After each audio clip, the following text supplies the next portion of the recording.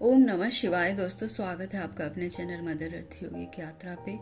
Gita series के 18वें अध्याय का आज हम लोग रसपान करेंगे और ये 18वां अध्याय जो है वो मोक्ष संन्यास योग के बारे में बतलाता है। मोक्ष संन्यास योग के बारे में बहुत सारे साधक जो है वो कंफ्यूज रहते हैं कि किस तरह की चीज़ों को अपनाया जाए, किस तरह के जीवन को अपनाया जाए, किस तरह के चीज़ों में आसक्त न रहा जाए, छोड़ा जाए। और इसमें उन्हें बहुत जद्दोजहद और परेशानियों का सामना करना पड़ता है। लेकिन अगर गीता पढ़ी जाए, गीता का ज्ञान लिया जाए, तो कोई ऐसा साधकों के लिए या आम मनुष्य के लिए कोई ऐसा प्रश्न नहीं है जिसकी उत्तर इस गीता में भगवान ने नहीं दिया है।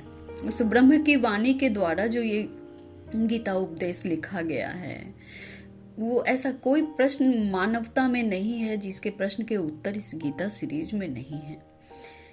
मानवता को ही सर्व करने के लिए महाभारत का युद्ध हुआ था कि मानव को कैसे जीना चाहिए। तो इस बारे में हम लोग जानेंगे कि आखिर ये मोक्ष और संन्यास योग क्या कहता है। भगवान कृष्ण ने किस प्रकार इसका वर्णन बतलाया है, क्या बतलाया है कि क्या चीज को छोड़ने से और मोक्ष आखिर है क्या, किस चीज को पाने से मोक्ष मिलता है। दरअसल ये बहुत सहज प्रक्रिया होती है, इसमें कुछ पाना, पकड़ना या छोड़ने जैसी कोई बात ही नहीं होती है। तो हम लोग जानेंगे गीता श्री कृष्ण की वाणी के माध्यम से कि आखिर में मोक्ष और संन्यास ये है क्या चीज। तो सर्वप्रथम अपने गुरु को समर्पित मन स्थिति और प्रणाम। लंबी गहरी श्वास।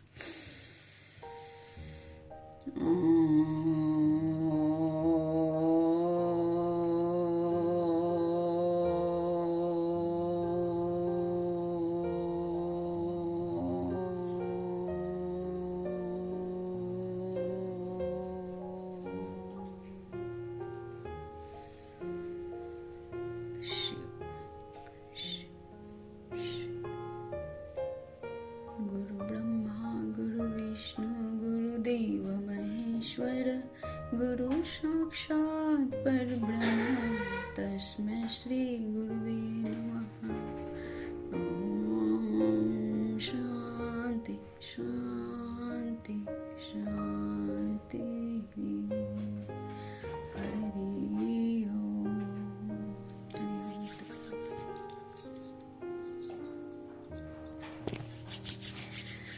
तो आइए जानते हैं। अर्जुन प्रश्न करते हैं, अर्जुन बोलते हैं अपने गुरु, अपने कृष्ण सखा को और गुरु को कि हे महाबाहो, हे अंतर्यामी, हे वासुदेव, मैं सन्यास और त्याग के तत्व को पृथक पृथक जानना चाहता हूँ। अब ये सन्यास और त्याग का तत्व क्या है, उसके सार क्या है, उसका मूल क्या है, अब इसे अलग अलग रूप से जानना चाहते हैं श्री कृष्ण अर्जुन। तो श्री भगवान बोले, कितने ही पंडित जन तो काम में कर्मों के त्याग को सन्यास समझते हैं, है ना, और तथा दूसरे विचार कुल व्यक्ति सब कर्मों के फल को त्याग को त्याग कहते हैं ना। अलग अलग तरीके के लोग होते हैं, कोई काम के त्याग को ही सन्यास समझते हैं और कोई जो विचार कुशल व्यक्ति होते हैं, दूसरे चीजों में जिनका कुशल विचार होता है, वो सब काम के फल को ही त्याग कहते हैं कि सारे काम कर्म को त्याग करो।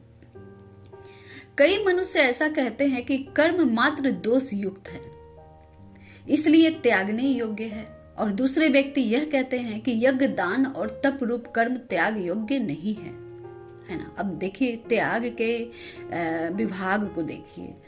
बहुत मनुष्य ऐसा कहते हैं कि काम जो है वो केवल दोष युक्त है, अगर कोई भी काम करोगे, कर्म करोगे तो वो दोष युक्त है। दूसरा, इसलिए वो त्यागने के योग्य है, किसी भी प्रकार का काम ही न करो। और दूसरे व्यक्ति यह कहते हैं कि यज्ञ, दान और तप रूप कर्म त्यागने योग्य नहीं है। दूसरे कहते हैं कि यज्ञ, तप, कर्म करो क्योंकि वो संन्यास योग में आता है। वो त्यागने योग्य नहीं है। हे पुरुष श्रेष्ठ अर्जुन, संन्यास और त्याग, इन दोनों में से पहले त्याग के विषय में तू मेरा निश्चय सुन, क्योंकि त्याग सात्विक, राजस और तामस भेद से 3 प्रकार का कहा गया है ना। भगवान ने क्लियर किया ना कि ये जो त्याग है उसके बारे में मैं तुम्हें बताता हूं कि त्याग जो है वो 3 प्रकार के भेद वाला कहा गया है, राजस, तामस और सात्विक। आगे कहते हैं, यज्ञ, दान और तप रूप कर्म त्याग करने के योग्य नहीं है, किंतु वह तो आवश्यक कर्तव्य है, क्योंकि यज्ञ, दान और तप ये तीनों ही कर्म बुद्धिमान मनुष्यों को पवित्र करने वाले हैं। ये त्याग करने के योग्य नहीं है, लेकिन ये बहुत जरूरी है, क्योंकि ये तीनों जो कर्म है, यज्ञ, दान और तप, ये तीनों कर्म जो बुद्धिमान मनुष्य होते हैं कि उन्हें कब क्या करना है, उनकी बुद्धि जो काम करती है कि उन्हें कब क्या करना है, अपनी बुद्धि के अनुसार वो त्याग, तप और दान करते हैं, क्योंकि ये कर्म जो है वो पवित्र करने वाला है।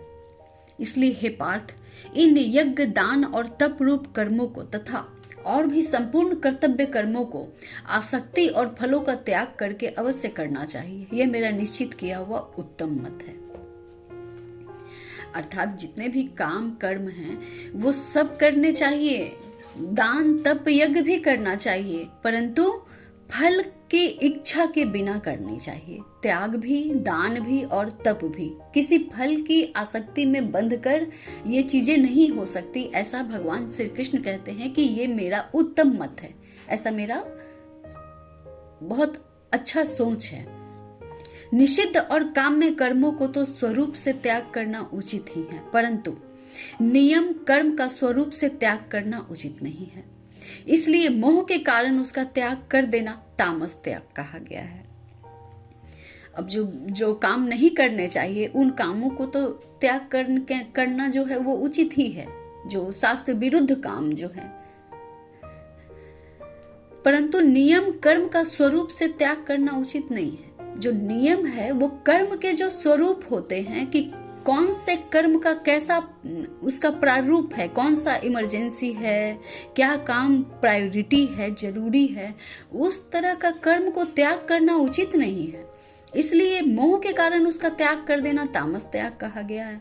अब बहुत इमरजेंसी है, अब अस्पताल जाना है, या बहुत इमरजेंसी है, हमारे घर में शादी है या मुझे किसी शादी में शरीक होना है, तो उसका त्याग भी कर दे, तो ऐसे त्याग को जो है वो तामस त्याग कहा गया है। आगे कहते हैं, जो कुछ कर्म है वह सब दुख रूप ही है, ऐसा समझकर यदि कोई शारीरिक क्लेश के भय से कर्तव्य कर्मों का त्याग कर दे तो वह ऐसा राजस त्याग करके त्याग के फल को किसी प्रकार भी नहीं पाता। अब यहाँ पे ये कहना है कि जो कुछ भी कर्म है वो सब दुख देने वाले हैं, है ना। कहते हैं ना कि ये दुनिया ही दुखालय है, इस दुनिया में रहना ही दुख का कारण है। मैं किसी भी चीज में मतलब कि एकदम से विरक्त, डिटैच होना।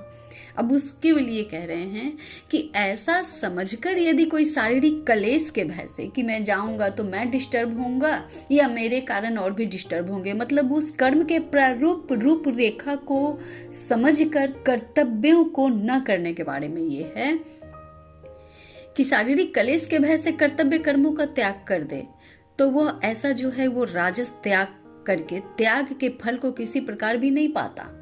फिर वो किसी भी प्रकार के उस त्याग किए हुए फल को नहीं पाता। जब तक आप उस कर्म को करेंगे नहीं, समझेंगे नहीं उस प्राथमिकता को या अपनों को या परिवार को, समाज को, तब तक वो जो है वो त्याग कर देने से किसी भी प्रकार के फल को प्राप्त नहीं होता। ऐसा जो त्याग है। हे अर्जुन, जो शास्त्र विहित कर्म करना कर्तव्य है, इसी भाव से आसक्ति और फल का त्याग करके किया जाता है, वही सात्विक त्याग माना गया है। अब सात्विक त्याग भी क्या है?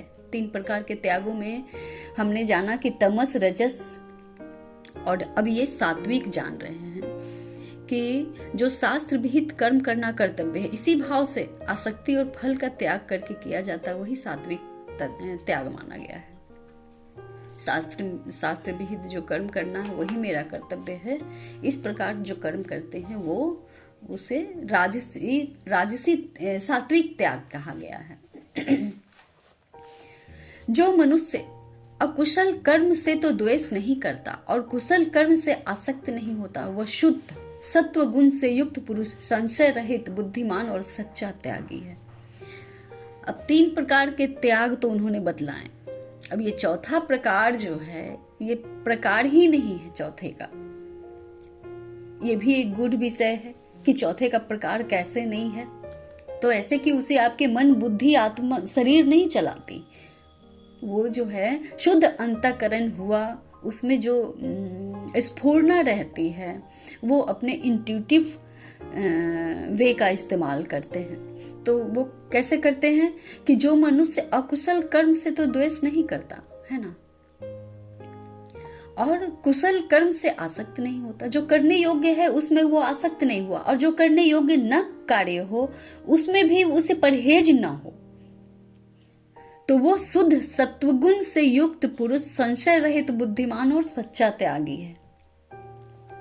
जिस समय जो कर्म न महत्वपूर्ण है न अमहत्वपूर्ण है, परंतु बिना आसक्त हुए जो चीज करने योग्य, जिस समय, स्थान और समय कह रहा है करने के लिए, वो करना जो है, जो वो भी बिना संशय रहित हुए, बुद्धिमान और सच्चा त्यागी वही है जो प्रत्येक कर्म को करता है, न आसक्ति होती है न विरक्ति होती है उसमें, उस भाव में, और संशय भी नहीं रहता है, मोह भी नहीं रहता है कि इस कार्य का क्या परिणाम होगा, ये कार्य कर रहा हूं तो कैसा होगा। बस वो अपने इंट्यूशन पे भरोसा करके वो करते हैं। इंट्यूशन भी यहाँ कहना, अगर आप लोगों ने समझा तब तो सही है उस परिप्रेक्ष्य में, क्योंकि इन्होंने कहा है कि जो मनुष्य अकुशल कर्म से तो द्वेष नहीं करता, जो करने योग्य कर्म नहीं है उससे भी वो द्वेष नहीं करते। और करने योग्य कर्म क्या मतलब, शास्त्र सम्मत,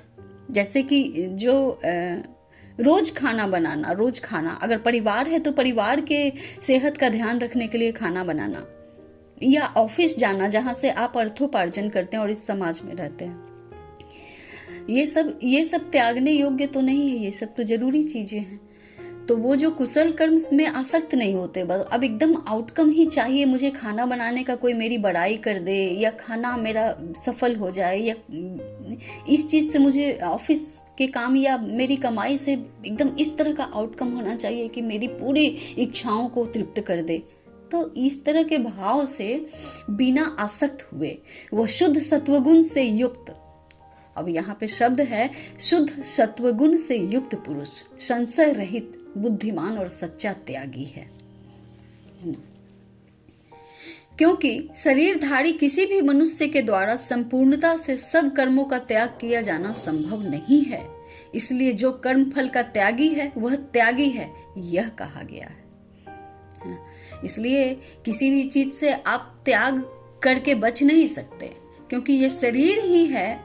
शरीरधारी कोई भी जो मनुष्य है वो पूरी तरह से अपने कर्म का त्याग नहीं कर सकता। इसलिए जो कर्म फल का त्यागी है, मतलब जो कर्मों के फल का त्याग करके कर्म करते हैं, निष्काम भाव से जो कर्म करते हैं, वो सच्चा त्यागी कहा गया है, वह त्यागी है, यह कहा गया है। आगे कहते हैं, कर्म फल का त्याग न करने वाले मनुष्य के कर्मों का तो अच्छा, बुरा और मिला हुआ, ऐसे 3 प्रकार का फल मरने के पश्चात अवश्य होता है, किंतु कर्म फल का त्याग कर देने वाले मनुष्यों के कर्मों का फल किसी काल में भी नहीं होता। कर्म फल का त्याग जो नहीं करते हैं, मनुष्य के कर्मों का तो अच्छा, बुरा, मिला हुआ, ऐसे 3 प्रकार का फल मरने के बाद मिलता ही है ना। रजस, तमस, सत्व गुण से जो परिपूर्ण होते हैं वैसे तो मिलते ही हैं, हर प्रकार के कर्म का फल होता है। ठीक उसी तरह अगर आप चावल बनाओगे तो चावल ही बनेगा, खीर नहीं बन जाएगी। ठीक उसी प्रकार हर कर्म का उसी के प्रारूप के अनुसार उसका फल होता है। तो वो 3 प्रकार का जो फल होता है वो मरने के पश्चात अवश्य होता है, किंतु कर्म फल का ही त्याग कर देने वाले मनुष्य के कर्मों का फल किसी काल में भी नहीं होता। जैसे किसी भी काल में उस कर्म का फिर फल नहीं बनता, न पुण्य का न पाप का। जैसे शंकराचार्य ने कहा था ना, न पुण्यम न पापम न सौख्यम न दुखम, न दुख में न सुख में हूं, न पुण्य में हूं, न पाप में हूं, तो ईश्वर उसी में वास करते हैं जहां कर्मों के फल की चिंता किए बिना कर्म करते जाने से। कौन से? जो संशय रहित बुद्धिमान और सच्चे लोग हैं, उनके बारे में कहा गया, क्योंकि उन्हें पता है कि कैसे, क्या, कब, क्यों और किस कारण से करना चाहिए। तो आगे कहते हैं कि हे महाबाहो, संपूर्ण कर्मों की सिद्धि के ये 5 हेतु कर्मों का अंत करने के लिए उपाय बतलाने वाले सांख्य शास्त्र में कहे गए हैं। तू मुझसे उनकी भली भांति जान। अब भली भांति ये बतलाएंगे कि संपूर्ण कर्म का जो सिद्धि है, 5 कारण है कर्म का अंत करने के लिए जो उपाय है, वो सांख्य योग के द्वारा भगवान ने बतलाया है। आगे कहते हैं, इस विषय में अर्थात कर्मों की सिद्धि में अधिष्ठान और कर्ता तथा भिन्न भिन्न प्रकार के कारण एवं नाना प्रकार की अलग अलग चेष्टाएं, और वैसे ही 5वां हेतु दैव है। जैसे कि कर्मों की जो सिद्धि होती है, कर्मों का जो सिद्ध कर्म जो सिद्ध होते हैं, वो जो अधिष्ठान और कर्ता हैं, जिन्होंने इस अधिष्ठान किया संकल्प के साथ, और जो करने वाले हैं, और भी अलग अलग प्रकार के उसके कारण होते हैं, एवं नाना प्रकार के अलग अलग चेष्टाएं और कोशिश भी अलग अलग प्रकार की हैं उस कर्म को करने की, उस फल के चाह, किसी भी फल के चाह करने की। प्रत्येक प्रकार के कर्म के द्वारा उसे प्राप्त करने की कोशिश की जा सकती है। वैसे ही उसका 5वां जो हेतु होते हैं ना, वो दैव होते हैं। अब आगे बतला रहे हैं कि ये दैव क्या है। तो मनुष्य मन, वाणी और शरीर से शास्त्र के अनुसार अथवा विपरीत जो कुछ भी कर्म करता है, उसके 5 कारण होते हैं। जो कुछ भी कर्म जो है मन वाणी से या शास्त्र के अनुसार अथवा इससे जो उलट काम करते हैं, उसके 5 कारण होते हैं, 5 आधार होते हैं। अब ये बतला रहे हैं आगे, परंतु ऐसा होने पर भी जो मनुष्य अशुद्ध बुद्धि के कारण उस विषय में यानी कर्मों के होने में केवल शुद्ध स्वरूप आत्मा का कर्ता समझता है, वो मलिन बुद्धि वाला अज्ञानी यथार्थ नहीं समझता। अब जो भी काम किया जा रहा है,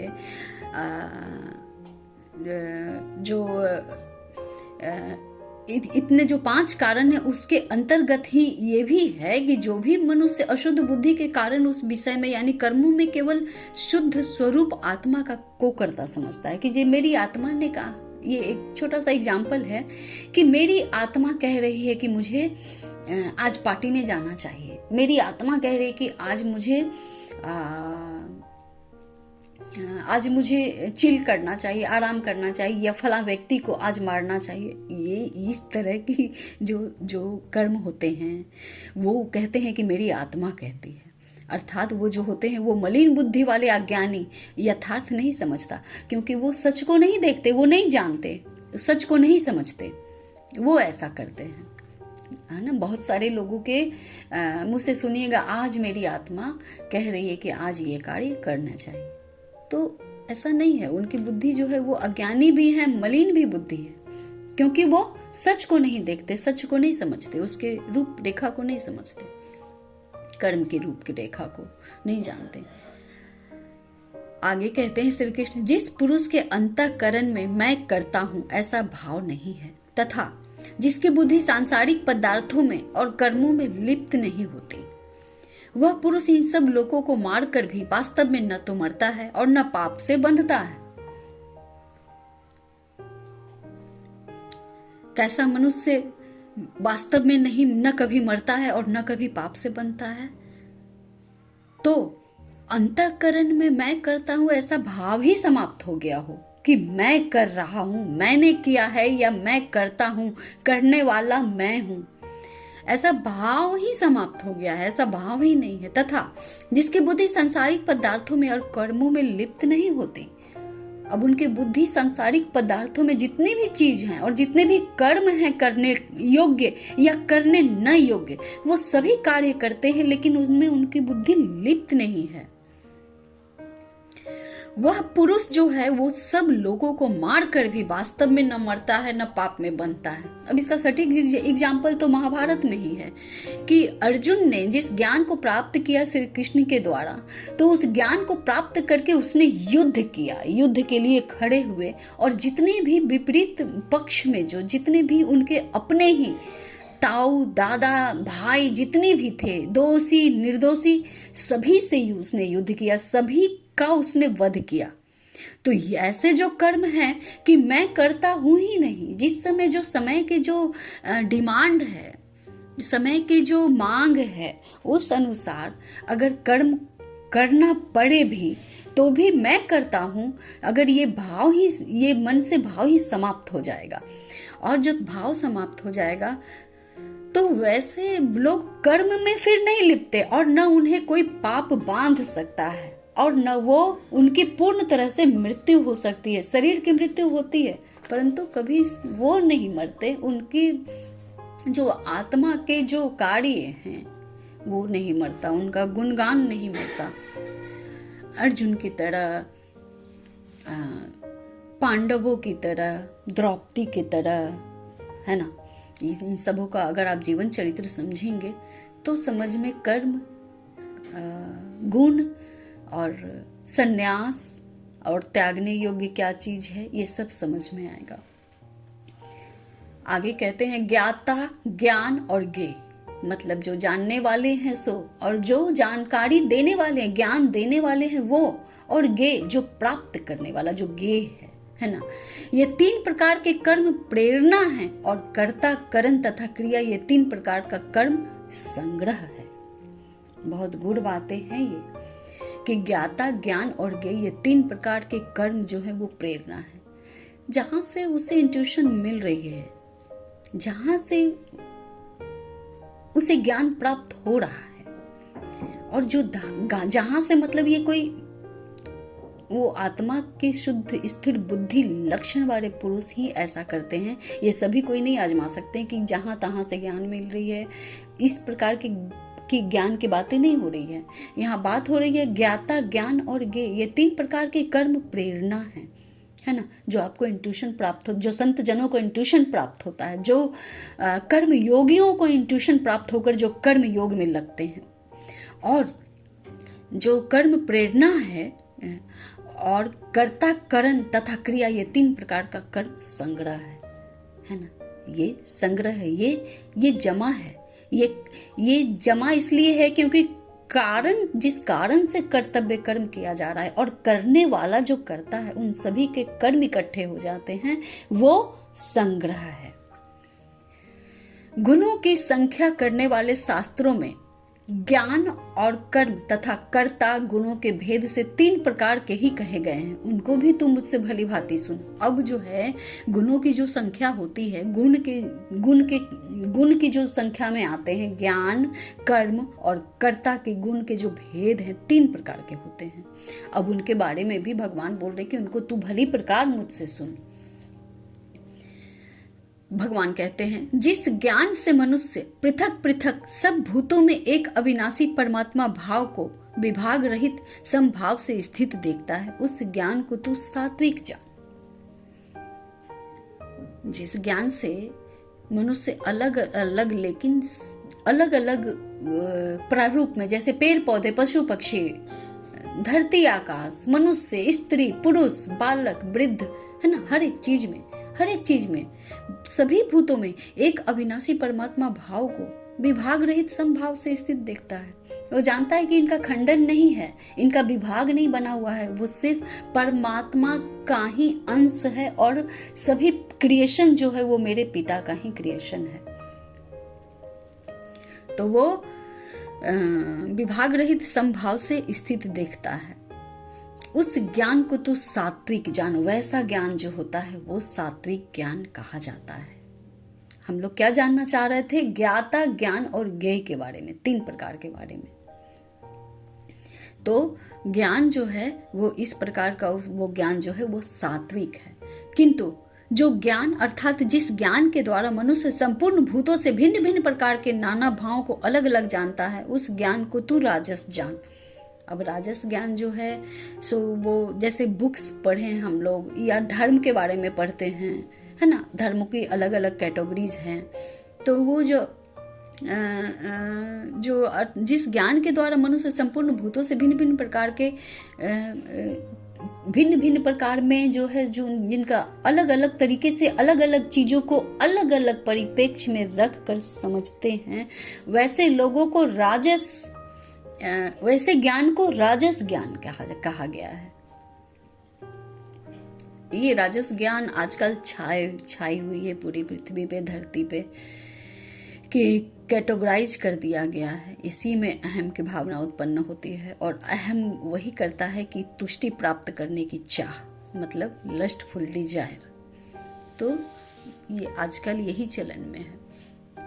तो ऐसे ज्ञान को जो है वो रजस ज्ञान कहते हैं। परंतु जो ज्ञान एक कार्य रूप शरीर में ही संपूर्ण रूप से सदृश आसक्त है तथा जो बिना युक्ति वाला तात्विक अर्थ से रहित और तुच्छ है, वह तामस कहा गया है। अब ये शरीर जो है उसमें कर्म तो करना ही पड़ता है और संपूर्ण प्रकार का जो सदृश आसक्त है और बिना सोचे समझे जो इस शरीर को के माध्यम से जो कर्म किया जा रहा है, जिसका तत्व से कोई लेना देना नहीं है ना, पंच महाभूतों से भी लेना देना नहीं है और तत्वों के किसी भी प्रकार से लेना देना नहीं है। मतलब बिना सोचे समझे जो कर्म करते हैं, बिना सोचे समझे। अभी जो पिछला उदाहरण जो दिया गया कि आज मेरी आत्मा कह रही है कि आज ये काम करना चाहिए, आज मारना चाहिए, आज मनोरंजन करना चाहिए, आज आराम करनी चाहिए, आज झगड़ कर आना चाहिए। इस प्रकार के जो है उस प्रकार की युक्ति वाले जो कर्म होते हैं जिसके तात्विक अर्थ ही नहीं होते, वो तामस कहा गया है। और ऐसे कर्म जो है वो अंधकार की ओर ही ढकेलते हैं। आगे कहते हैं भगवान, जो कर्म शास्त्र के विधान से नियत किया हुआ और कर्तापन के अभिमान से रहित हो तथा फल न चाहने वाले मनुष्य द्वारा बिना राग द्वेष के किया गया हो, वह सात्विक कहा गया है। अब सात्विक कर्म वो है जैसे नेकी कर दरिया में डाल, है ना, कर्म करते रहो लेकिन उसके फल की कोई चिंता ही मत करो, उसको सात्विक कार्य कहा गया है। आगे कहते हैं, परंतु जो कर्म बहुत परिश्रम से युक्त होता है तथा भोगों को चाहने वाले मनुष्य या अहंकार युक्त व्यक्ति द्वारा किया जाता है, वह कर्म राजस कहलाता है। जिस काम में बहुत परिश्रम लगती है, बहुत कहते हैं ना लोग कि मैंने जीवन भर के तपस्या से ये घर बनाया है मैंने, है ना, क्योंकि उस काम में उन्होंने वो दिया है, समय को दिया, अपने धन को दिया, अपने शरीर की स्वास्थ्य को दिया, है ना। तो इस प्रकार का जो कर्म चाहने वाले जो मनुष्य अहंकार युक्त व्यक्ति, अगर ये काम अहंकार युक्त व्यक्ति द्वारा किया जाए तो वो कर्म राजस कहलाता है। जरूरत नहीं, जरूरत भी होती है कि एक घर बनाकर वो नहीं, लेकिन उसमें अहंकार हो जाए कि मैं ऐसा ही घर बनाऊंगा, ऐसा ही एम्पायर खड़ा करूंगा या अपने जीवन के आसपास सभी चीजों को ऐसा ही बनाकर रखूंगा, तो ये जो है वो रजस कहा जाता है। और जो कर्म परिणाम हानि, हिंसा और समर्थ को न विचार कर केवल अज्ञान से आरंभ किया जाता है, वो तामस कहा जाता है। जिसके परिणाम की कोई चिंता न हो, न समझ में आए कि इसका ये काम जो करेंगे उसका परिणाम क्या होने वाला है, क्या हो, हिंसा और समर्थ को भी विचार करने हैं कि इसमें क्या हो सकता है, क्या होगा। तो ऐसे जो अज्ञान से प्रारंभ किया जाता है जो काम, वो तामस कहलाता है। जो कर्ता संग रहित अहंकार युक्त वचन न बोलने वाला, धैर्य उत्साह से युक्त तथा कार्य के सिद्धि होने और न होने में हर्ष, शोक आदि विकारों से रहित है, वह सात्विक कहा जाता है। सात्विक काम जो है वो हर काम उत्साह से तो किया जाए, लेकिन उसमें थोड़ा भी ये नहीं है कि काम ना होगा तो शोकादि कहा जाए, या काम हो जाए तो ज़्यादा हर्ष हो जाए, तो वैसा जो कार्य सिद्ध करने वाले जो होते हैं वो सात्विक कार्य वैसे कहा जाता है उसे।